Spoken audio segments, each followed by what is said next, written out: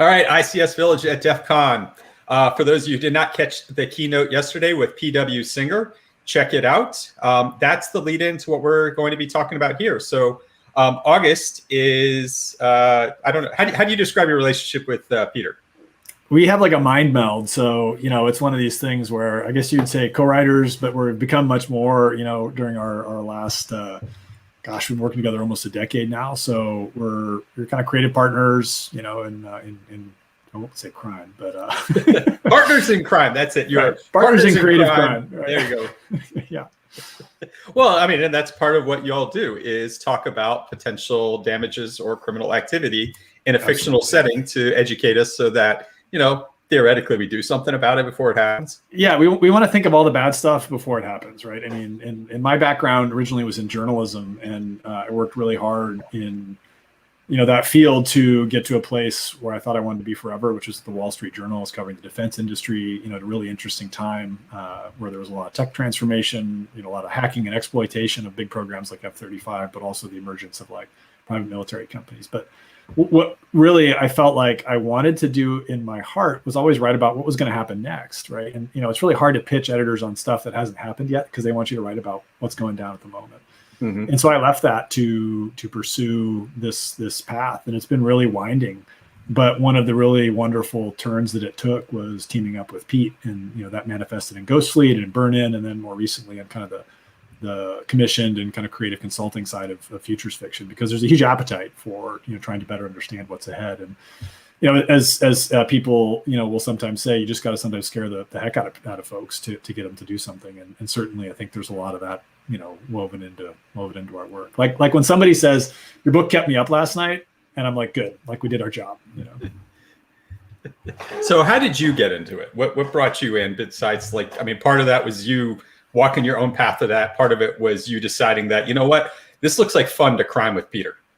Yeah, my journey has been very twisted, and I wouldn't say twisted, but the way that I started thinking about my work as a reporter, because it is really foundational for, going from tracking down facts to making stuff up, was like the public service aspect of journalism was why I was doing what I was doing, right? I felt like, to find a career where you can be creative and like hopefully make a difference, in, making the world better, for whatever that means. I felt like journalism was great. And yet the deeper I got into it, the field was changing so much, right? I just was like, there's gotta be something else. And it became, clear that like what I wanted to do wasn't what everybody else was doing. And I feel like we all have these choices in our careers where we're like thinking about, what lies ahead and how do I get there? And I didn't feel like there was a path that was linear. And so the approach I started to take was very like experimental, and Ghost Fleet was one expression of that. And I think, my sense that I wanted to be writing about and getting people to pay attention to the things that they were ignoring that could potentially be really bad, like underestimating China's strategic rise could be catastrophic for America and our allies, right? So that was something that came about at a time when, there was a lot of interest in other areas, particularly on of course, the operations in Iraq and Afghanistan. Pete and I, in working together, decided that we wanted to tell people to start being concerned about China, take it seriously. And not only that, think about like a lot of our blind spots. Technological over-reliance has been a theme in all of our work from Ghost Fleet to Burn In. And the vulnerabilities, not just like in the kind of like acute sense, operational sense, but also almost like in the cognitive realm, like, how you think about the world when you stop thinking about the world because you're just used to kind of like an app-driven autopilot sort of like mindset. So the more we've gotten into that and kind of discovered there was a there, because when you're experimenting, you don't know. So you're just essentially going almost like in a tribal way, trying to find other people out there who are interested in these same questions and maybe trying to answer them in a manner that works. And then that, through Ghost Fleet allowed us to kind of almost like, again, an experimental way, because it would have made more sense for us to write a nonfiction book. I've been a journalist, Pete has a PhD and was a, think tanker extraordinaire.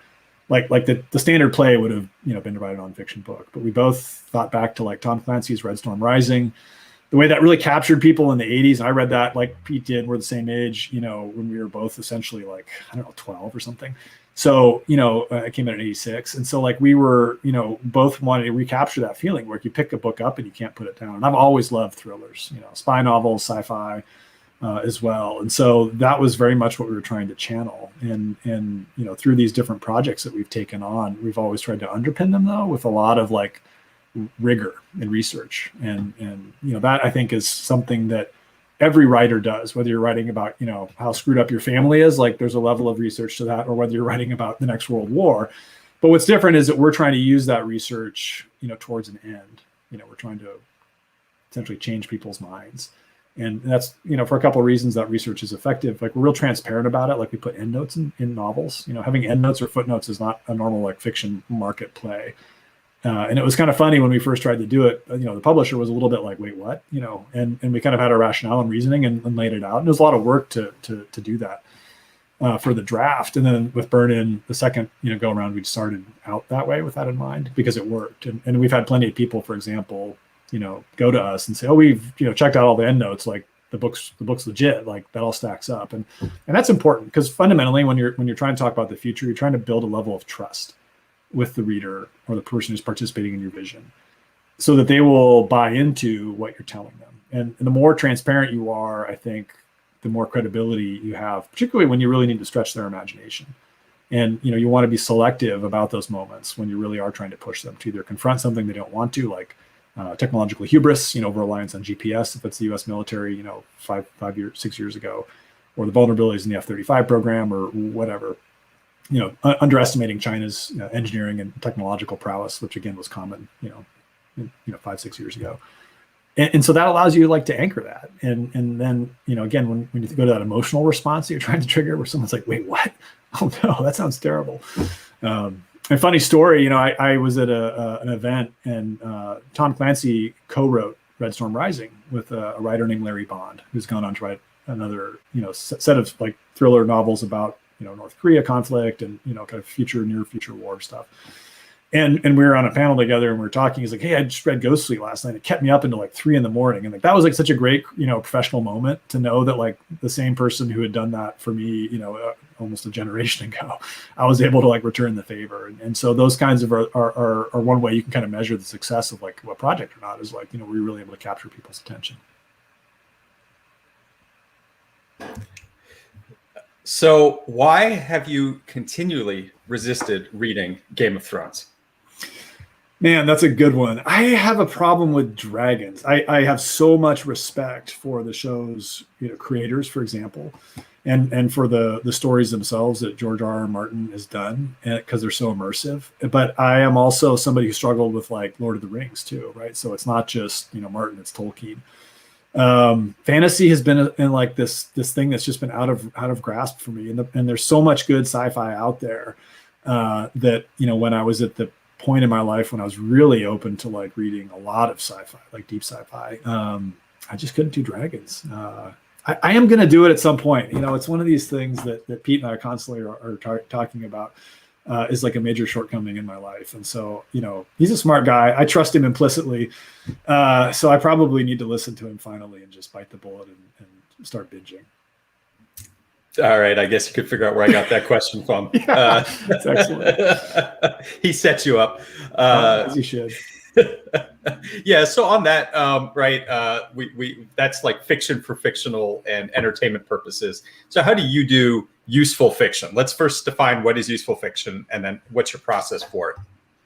Yeah, I mean, this concept of useful fiction is really rooted in trying to get people to read a short story, consume a piece of creative work, it could be visual art, in a manner that allows them to better understand typically something that's happening in the future, like a dynamic and a conflict, or the way technology is going to change the human experience, something like that.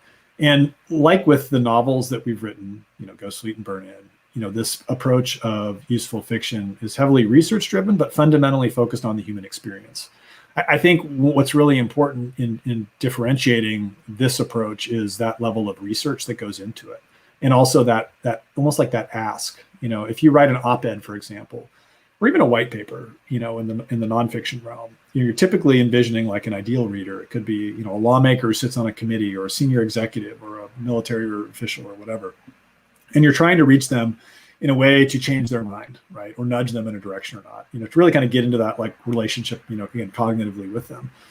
And it's similar with useful fiction. I mean, you might be writing in a much broader, more horizontal way than trying to reach a single person, or you might have an objective, which is I need to change somebody's mind to alert them to this problem they don't want to pay attention to, because everybody that works for them is like, this isn't a big deal. And I think especially when you start looking at like cybersecurity and some of the aspects of hacking on infrastructure and things like that, right? There are these basket of problems that can to some leaders seem like they're too hard to tackle. And so how do you like catalyze people to take action that has to come both from on high, but also like at that mid-level or even like throughout or lower levels of an organization to actually come up with an approach. So useful fiction, is really wed to that, like that effectiveness and almost like a utilitarian approach, but yet also not losing the fact that it's a creative act. It's like a form of art. Good writing has to be able to get a person to the end of their story. That's really critical. And all those elements that go with a good short story that even isn't necessarily going to have this level of like an ask, for example. It needs to be able to stand up creatively on its own. I think one of the cardinal rules from writing that I love is, Stephen King telling people, hey, your first job as a writer is to get to the end of your draft. Like that's your only job, get it done. And I think you can say there's another job too, which is like, you got to get your reader to the end of your narrative. And so a story needs to be able to speak to them in a way that feels authentic, that feels like you understand, their quote unquote problems or their worldview. And part of the research that we do when we write these kinds of stories is as much almost like anthropological, right? Like, how do I really get to understand a community? How do I get to be able to speak their language, to find the right bits of information that build that credibility so that when they read the story, they're then prompted to go, learn more about that issue or, take action on something or, raise a red flag and be like, hey, this is a problem too. I see this now. I didn't see it before. One of the other aspects is it's not just, Pete and I doing this. We spend a lot of time helping other people figure out how to do this too. And we often, find ourselves working with people who have really strong engineering backgrounds, technical backgrounds. And there's this revelatory moment often in these like workshops that we do where they'll suddenly say, I wish someone had told me this 10 years ago, because I always thought that like all I needed to convince someone was to have all the facts, or to win an argument, I just needed to like, be able to kind of present most forcefully. But you're engaging a wholly different part of your brain when you're talking to someone through narrative and story, right? Like the oldest technology of all, storytelling.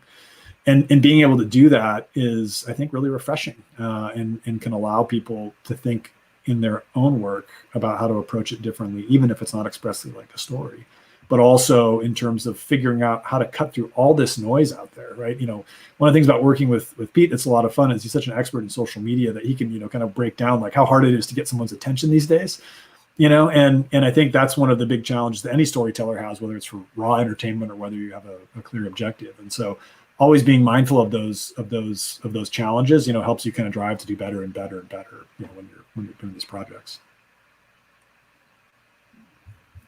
Can you share a story of where that anecdote of where you saw somebody with the lights going on? And I think that would be really interesting if it was, government or military, where they had a particular preconception and then like. Yeah, there was a really interesting example with Ghost Fleet. There were there's a lot of different like after, shocks, so to speak, from that book. But one of my favorites had to do with supply chain security and assurance, which is a really hard thing to activate people on normally. But one of the narratives in the book, and I'll plot spoil a little bit, that starts early is we have a fighter pilot whose 5th gen jet is shot down because the hardware that it's in the aircraft is compromised in a way that allows like a Chinese missile to home in on it. And that example really encapsulated why like supply chain security matters. You can spend, all the money the country has on a next gen, weapon system, but if it has a fatal flaw like that, right, that was allowed to enter into its technological architecture, it's going to be useless when you need it the most, right? We're not buying these systems for peacetime. We're buying from when we need them the most. And what that catalyzed and allowed people to do within the Office of Secretary of Defense, particularly Deputy Secretary's office, Bob Work at the time, was be able to say to people, hey, this book shows why this matters, right? It's almost like that ability to walk, right up to somebody and say, you need to read this because it's going to allow you to understand the consequences if we don't take action on this. And so that was a really nice and effective way, I think, to do that.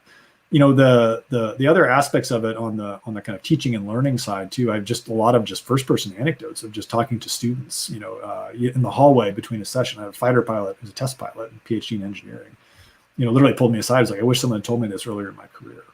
Those are the kind of moments that like are really exciting because that you're having an impact. But when we're writing about these really big challenges, particularly our latest book, Burn In, right, which deals with the social, political, economic implications of automation through software and robotics that America is like really badly equipped to handle.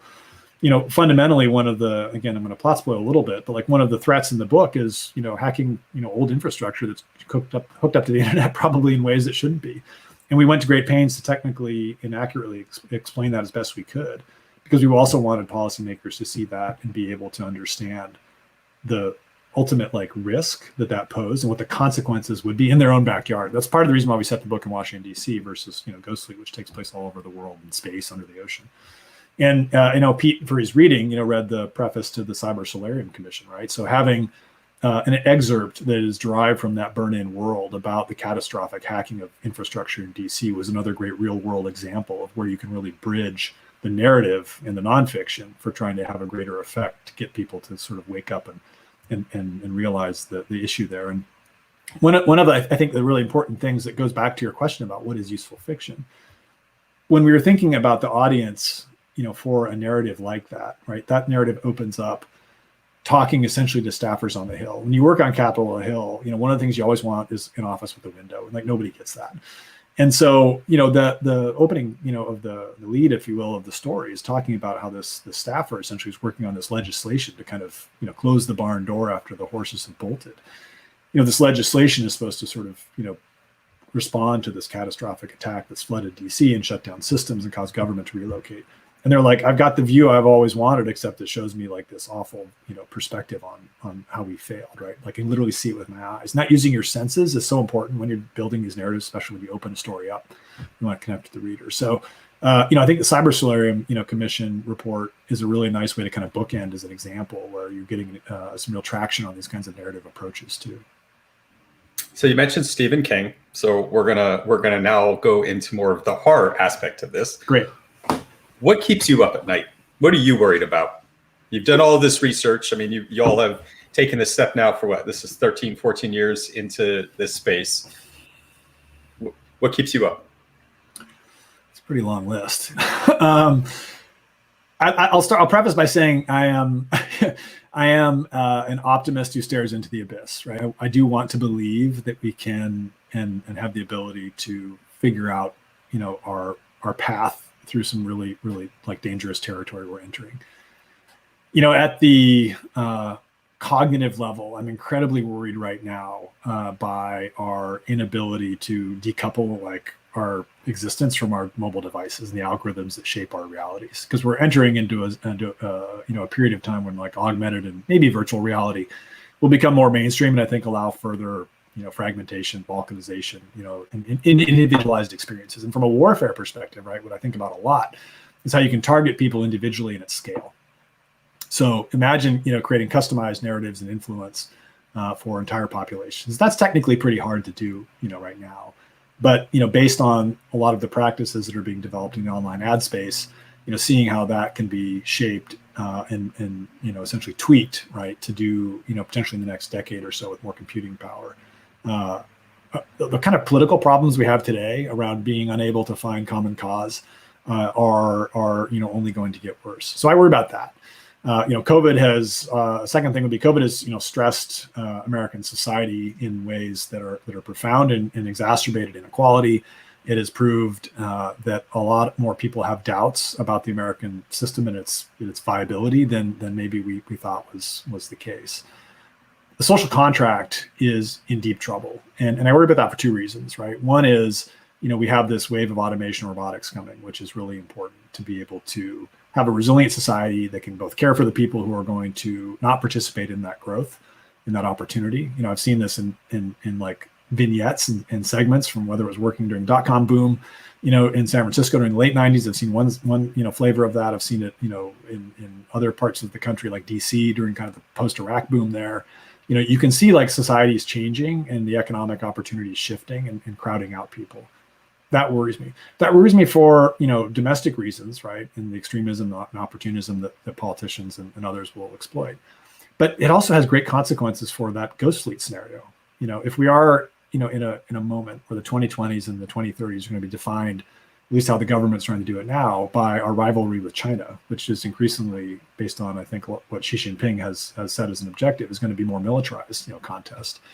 Then we are extremely poorly prepared to be able to weather a global conflict, at a political and economic and social level in this country.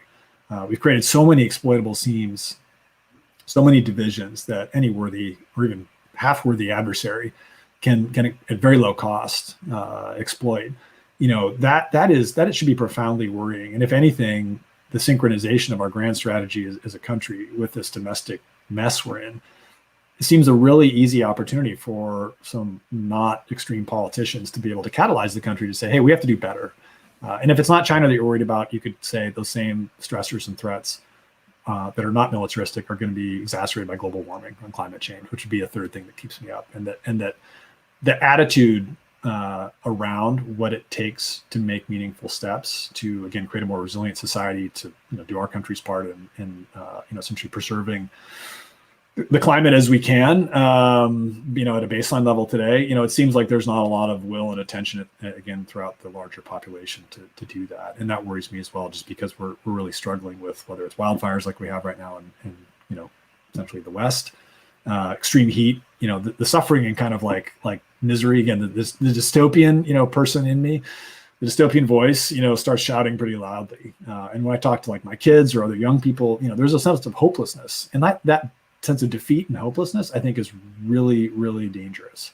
And this is where my optimist voice is we got to get people thinking there's possibilities to do better. And I say that, again, both from a resiliency and international sense for, kind of existential climate type issues, but also in a national security sense for people who are going to exploit our vulnerabilities at home, when there's, stresses abroad, like, a Taiwan scenario or whatever. So like I said, it's a pretty long list, and there's other stuff too, but those are kind of my top three, that inspire me to want to write and get people's attention, raised around these things. Burn-In was very much an expression of trying to get people to think about this coming crash in terms of American society when dealing with automation, robotics, the rise of extremism, that is going to be certain to accompany that as people exploit that. That's incredibly worrying, and we've gotten a taste of it, I think, in the last 4 years or 5 years, and we're gonna see more of that in the 2020s, which has the potential, to see at the same time some really exciting, technological transformations, more, broader AI, progress with bio, maybe some infrastructure investment that actually, can kind of create, again, towards that climate-like future that looks more sustainable and positive. But it depends on which day I'm writing and how I'm feeling, how far down my well I'll fall into the darkness. The challenge we have in this industry is that fear, uncertainty, doubt can be great marketing, but at a point, it becomes noise. It overwhelms the audience and they tune out. And that's, I think, a balance that you and Peter have to constantly walk with. How do we educate with these fictional scenarios, which inherently have a level of fear and uncertainty and doubt, right? Something bad is happening, hence that's what impels the change. So how do you walk that line and avoid just being dismissed as a fearmonger? Yeah, I wrestle with that a lot, and especially when trying to tackle something like war with China, right? You can easily have that label applied to you as either a warmonger or fearmonger for a subject that big, or even, like with Burn-In, to be, sounding the alarm on, tech infrastructure risk or extremism. You could say the same thing. One of the ways I wrestle with that is I'm constantly mindful of it, right? So my first defense against, writing stuff that's just useless for sounding so alarmist that it's not actually relevant is to be mindful of that line and trying to kind of thread that or walk that, carefully across that very, very fine line. With some of the scenarios that we describe, because they're fairly dystopian, I would like to think that the characters we introduce in them, they're able to overcome those scenarios. They're able to, for example, like we had in Ghost Fleet, we have a Silicon Valley entrepreneur who's been very successful in the software sector, goes to the DoD and is like, hey, I can help you with your cyber effort against the Chinese. And they're like, that's great, go talk to a major contractor, or we don't need your help. And this character is like, this is ridiculous. I'm a first generation American. I love this country. I'm going to do my part. I don't need you to help me. And he takes it under his own initiative to go link up with some hacker collectives to essentially come up with their own, kind of like off books, offensive cyber capability. And they get to work. Depending on which side of the legal line you're on, I guess you could see that as a dystopian scenario. But I tried to, envision and portray that as something that showed that like people can prevail, right? The right things get done. And that sense of agency, I think, is a really crucial theme in Burn-In as well. In a world in which like the numbers of choices that we don't realize are being made for us, again, because of kind of an algorithmically optimized society that kind of works like it's supposed to, but not really. You can feel like, well, I'm just going to throw my hands up and, go live under a rock somewhere, right? And be a Luddite. But I want people to read a story like that. And believe me, Burn-In like was a really hard book to write, like for me emotionally, because I just felt like it was so dystopian at times. And having characters that focused on the family relationship in this world, to me, I don't know, it really weighed on me. The extremism, the kind of awful characters we have in that book. But what I want people to come away with is to say, I don't like this outcome. And I feel like I now have agency and choice to do something about it, right? And that's because I've seen characters like take action. And so that level of like inspiration, I think at the character level can overcome some of that alarmism that the overall narrative might otherwise raise. And I think something else though that's important in that question, if someone pushes back on us in that way, which is to say, we have proof these are big problems. Like, go look at the endnotes. This is stuff we've made up to some extent, right? Characters and kind of the plot, the pacing, but the underlying technologies, the underlying trends are all real. And so for us, that is something that allows us to anchor it in the reality that we know is coming, even if we don't want to address it.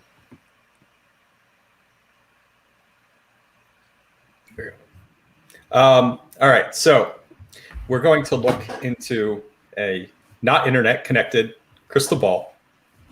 5 years in the future, what's one good thing and one bad thing that you think is going to happen in critical infrastructure? Yeah, I think let's start with bad. I think you're going to see fear. Yeah. I think you're going to see, some cyber capabilities targeting critical infrastructure get out of control again. And whether they're nation state or whether they're, homebrew, I think we're going to have kind of a similar scenario like we've seen with like a NotPetya or something like that again. At probably a greater scale, and maybe there's more machine learning or neural net, AI magic that influences that. That is incredibly worrying to me, that something gets out of control. Again, that was either a weapon that's leaked, or whether it's again something that's homebrewed, or from a nation state in a off the books way, or whether it's an individual or small group. I worry a lot about that because I don't think we've seen enough attention, especially in critical sectors like healthcare. I know aviation, is one too, where there's a lot of potential risk and cascading consequences for these kinds of weapons to get out of control, or viruses and other types of software to get out of control. The areas that we would really see our modern life, impacted by. Particularly again as an area like healthcare, and yet as we saw with the last 12 months with COVID too, targeting the education infrastructure, at the kind of software level could have incredibly high yield for an attacker, right? If people can't go to work and can't essentially like send their kids to school, the country grinds to a halt in the same kind of ways if you remove a third of the air travel or fourth of the air travel capacity because of software. So I worry about that. That's bad. The upside, right? The happy side is, you have some really serious people, tackling these kinds of questions of infrastructure. I do find a lot of hope in the Cyber Solarium Commission report, right? That's like the policy level. Within DoD, there's a lot more attention to, critical infrastructure security, and the partnerships that you're seeing between the civilian and military and sides of things seem to be getting better. And I think that is only going to improve. That's really hopeful. At the household level, right? At the kind of like, again, the everyday character kind of perspective, I think people don't take things for granted as much as they did maybe 24 months ago in some of these cases. We've had to adapt, whether it's entire careers, whether it's entire curriculum, right, to being online. And I think we are now more resilient for having gone through a really awful period, right? a really terrible period, with COVID. And so that may have allowed us to understand what it actually takes to be more resilient when it comes to infrastructure security, when it comes to just the optimization of dealing with situations that may require that resiliency, even if they don't originate within it. So it's not that, COVID was a technological virus, right? It was a natural world one, or biological one. So what that loads up, though, on the technological underpinnings of society, right, is commensurate with the kind of natural world threat. I think thinking in that systems way, like I'm actually kind of hopeful that we can do a better job than we did last time, in part because a lot of people have realized what the costs are and what it takes. But as I was saying earlier, that the polarization, politicization of kind of common sense responses, in the healthcare world are just as acutely probably troubling potentially for what it takes to actually invest and get kind of a coalition type approach to improving infrastructure security too. That's really important, but it can be bipartisan, and it should be. And I think at least if we can find areas like that to allow people to take steps towards being reasonable, in Washington, this kind of a security posture hopefully is one that people can buy into on either party at least. How's that for optimism? That's very optimistic. In fact, I'm going to allow you too optimistic. No, we need optimism, right? Things change with vision and belief that there can be change for the better. Correct. Right? Otherwise, it's things being done. To imagine it. Yeah, being done to us. So I'm going to let you go even further on the optimism. Okay, we're going to go to the realm of fantasy.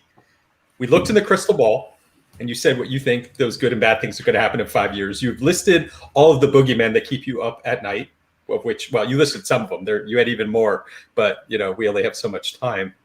And now I'm going to give you a non-interconnected magic wand. So you get to go and turn your optimism into a fantastical reality. What is one thing that you wish you could change? Boom, overnight. Don't be constrained by resources. Don't be constrained by reality. What's something you just want to change? Oh, wow. That's a wonderful question. I don't know how I would articulate a technical solution to this, because what I'm thinking about is almost attitudinal or cultural. I would like to change the way my kids relate to their mobile devices. I would like to be able to have them have a relationship with that technology and the software behind it that is more respectful of the value of their time and attention. I would like to know that they are able to decide with kind of clear mind that there is not an emotional or social cost to unplugging. I would like to see a business model and a kind of set of corporate priorities that don't exploit that. Again, I'm talking about a whole host of things together, but I actually think that would be profoundly helpful for society, for this next generation that's going to be tasked with solving a lot of the problems that I just enumerated earlier. That is I think a really big thing. And I almost would say too, it's fascinating to watch generationally. I have two kids that are a few years apart, but even within their narrow range, how they relate to technology is different, even at a small, what you would think, as in middle age is like in age years, that you could see that, for example, the way, someone who grew up with an iPad, tries to swipe a TV for the first time they see a large screen, right? Because they think it must be like every other device they've used. Someone that doesn't understand, that there is more than like an app-driven world out there, right? There's a world you can build and create. I mean, just seeing kids play with Scratch is awesome because, it's simple block coding, but it allows them to kind of like have a different level of relationship with like the software that they're entertaining themselves with, versus like something pushed to you, which is trigger emotional response. So maybe I'm kind of wrapping that up a little bit in too much of my worries, but I think a lot of people, whether they have kids or not, can connect with that, that challenge to have a little bit more, or I should say a lot more, clear agency in how we relate to kind of, I don't know, neurologically oriented software algorithms that are trying to kind of occupy our attention and bandwidth and our cognitive abilities. Because if we're stuck in those loops, right, which are incredibly satisfying sometimes, we can't look outside the world, around us and fix the stuff that needs to be fixed. I don't know if that's optimistic or dystopian, but that's probably where I'd point my magic wand first. So let me translate that, right? Change comes at different levels. What are the things, and of course, this is what our nonprofit's goal with the ICS Village is: education and awareness of industrial control system security, because even in the technical fields, we have IT professionals, and understanding the difference between information technology and operational technology. It's a different threat model. There's a different setup. There's different constraints. And that's us educating the technical community. The end of the day, what passes and what changes in our respective countries come around from an informed citizenry. And so part of what you're suggesting is getting even further into peeling back that layer of understanding and awareness to change the relationship at a fundamental daily level that we have with our devices. I mean, I'll put it even in a simpler way. I spent a lot of time working on this concept of like cognitive warfare and the idea that you can weaponize populations to do stuff. And like, to put it simply, I don't want my kids to be a weapon because of their technology habits, right? That's the future that I fear, you know, and moreover, to be in that position of being weaponized without realizing it. And that's certainly true for, again, you talk about the challenges in whether it's people within the community who are responsible for securing infrastructure, or to your point about creating a sense of awareness that this is actually something we have to care about. Because if you can distract people so easily, will they ever care about anything that is difficult or hard? And many of the really important things that we're going to have to tackle in the next 20 years, and it's kind of more meta, but like I really do feel like the 2020s are going to set us up for the 2030s, for good or bad. And what happens in the 2030s, particularly because of like some of the potential changes in like AI, capabilities around hardware, and on the bio side too, whether it's human performance, whether it's looking at some of the molecular engineering and computing that kind of fuses with that. I think 2030s are going to kind of set up the rest of the century, and I don't mean to think about like the direct parallel with the period from World War I to World War II. But there is a lot of potential to kind of see those parallels as well, given some of the issues that we're facing some of the countries involved. All right. Any last thoughts you'd like to leave our audience with? The month of August is a great time to read a book, right? We all hopefully can carve out a little bit of time from our schedules. Maybe they're having a vacation. I suggest picking up, I don't care what you read, but putting down your device and picking up a paper book for an afternoon or two. If you can do one thing to make me feel better about our future, it would be to know that somebody came off this interview and was like, I'm going to go get a book. I'm going to go flip some pages. I mean, this is your chance. Do you have any particular books that you might have had a part of that you recommend? Yeah, I mean, read Burnin', that's great. But like there, I would, Stephen Pressfield's books are wonderful. The Profession, which is one, if you like military thrillers about kind of the future of America and democracy, military contractors, is excellent.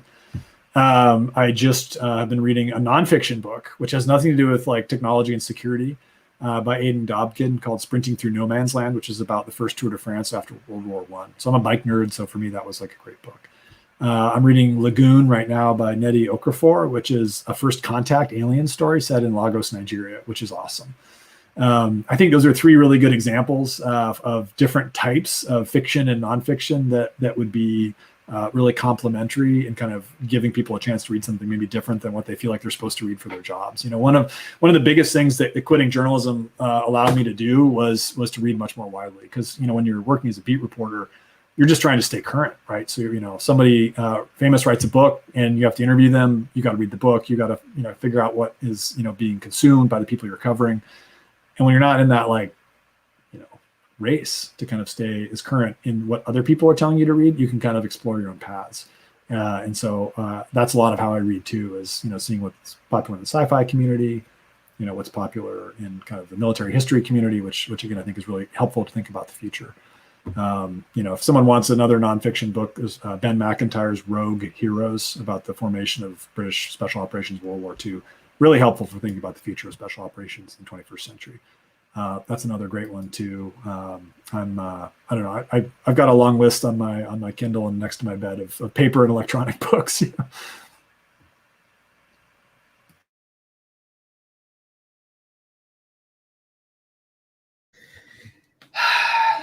Every time. I mean, it's 2021. You figured that this would all be easier, and yet you're still on mute. That's right. Still a thing. So, August, thank you so much for joining us today with the ICS Village at DEF CON, and look forward to seeing what comes next.